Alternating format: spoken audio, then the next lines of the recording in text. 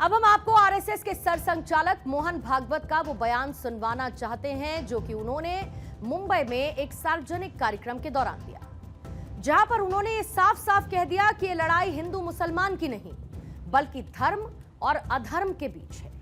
ये बयान सिर्फ एक वाक्य नहीं बल्कि आतंकवाद के खिलाफ भारत की एकता और सांस्कृतिक मूल्यों का घोषणा पत्र है।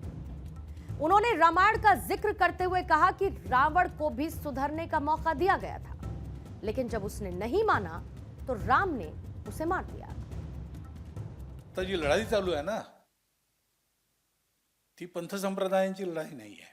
पंथ संप्रदायांचा आधार आहे. लढाई आहे धर्माची अधर्माची आहे.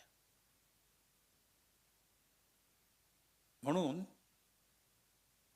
आपल्या जवानांनी कधी किंवा आपल्या इथल्या लोकांनी कधी कुणाचा धर्म विचारून त्याला मारलं नाही, पण काल ज्या कट्टरपंथीयांनी उत्पात केला त्यांनी धर्म विचारून मारलं.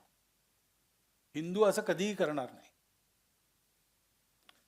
पण आपल्या संप्रदायाचा चुकीचा अर्थ लावणारे कट्टरपंथी असं करतील. म्हणून देश बलवान पाहिजे. आपल्या मनात दुःख आहे, सगळ्यांचंच अंतःकरण जड आहे.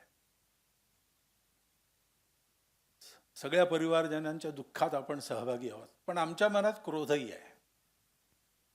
कारण असुरांचं निर्दालन जर व्हायचं असेल तर अष्टादश भुजांची ती शक्ती ती असलीच पाहिजे.